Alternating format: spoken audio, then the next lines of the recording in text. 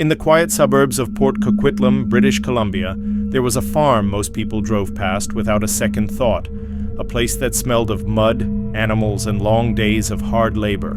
From a distance it looked ordinary, but behind the barns and rusted metal gates, something far darker was happening, something Canada would not fully understand until it was far too late. This is the story of Robert William Pickton, the man who turned a pig farm into a hunting ground. From childhood, Pickton was surrounded by isolation. Born in 1949, he grew up working on his family's pig farm. It wasn't a gentle childhood. He struggled in school, fell behind socially, and found his comfort only in the animals and in the rhythm of farm chores. Teachers described him as slow, withdrawn, and uneasy around people. Neighbors later said he never really fit in, even as an adult. When his parents died, the farm passed to him and his brother, and while the brother focused on salvaging and odd jobs, Robert kept to the animals. He lived in a small, filthy trailer on the farm. Inside, police would later find a chaotic mix of clutter, old clothing, and items that didn't belong to him. But no one cared enough to look closely at the time. To the outside world, he was just an eccentric farmer, rough around the edges, but harmless. That assumption would prove deadly. By the mid-1990s, Pickton had transformed part of the farm, a large old slaughterhouse, into a kind of illegal party space. Locals called it Piggy's Palace. Some came for drugs, others for parties that stretched deep into the night. Biker gangs, strangers, vulnerable women from Vancouver's downtown Eastside all found their way there.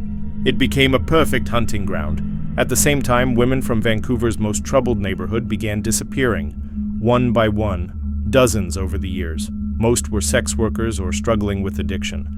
Many were indigenous. Their disappearances rarely made headlines and barely stirred police urgency. Society treated these women as invisible, and that indifference gave Pickton room to operate. Some people raised concerns. There were rumors, terrifying conversations, but nothing stuck, nothing was followed through, and the disappearances continued. Everything changed in 2002 by accident. Police came to the farm looking for illegal weapons. Not murder evidence, not missing women, just guns. But once inside, they found items that stopped them cold. Handbags, IDs, clothing. Belongings that matched the names of missing women no one had been able to find. The simple firearms warrant instantly escalated into one of the largest crime scene investigations in Canadian history. Officers sealed off the farm. Heavy equipment rolled in. Soil was sifted truckloads at a time. Barns were searched inch by inch. Trailers, freezers, pits, butcher tools, everything became evidence. For months, the farm turned into a massive excavation site. It was during these searches that investigators uncovered remains. Fragments, bones, DNA, and personal items that linked Pickton directly to multiple missing women. The scale was overwhelming. Detectives later admitted the crime scene was so contaminated and so vast that they never felt confident they recovered everything. Some officers said quietly, "We will never know the full truth of what happened here." In 2006, Pickton's trial began.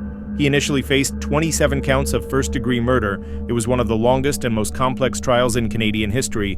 The court had to break it into phases just to decide which evidence could even be shown to jurors. During the investigation, Pickton had casually told an undercover officer that he wanted to reach 50 victims, but got sloppy and was caught at 49. Whether that number was true will never be fully proven. What is known is that the DNA or remains of many women were found on his farm, and yet the trial proceeded with only 6 counts. The judge ruled that trying all 27 counts together might overwhelm the jury and derail the entire case. Families were devastated. Many felt the system was protecting itself, not the victims. In December 2007, Pickton was found guilty, not of first-degree murder, but of second-degree murder, on 6 counts. He was sentenced to life in prison with no chance of parole for 25 years, the maximum allowed at the time. The victims of the pig farm were not nameless. They were daughters, sisters, mothers, friends. They were human beings who deserved safety, respect, and justice, and their stories must never be allowed to fade.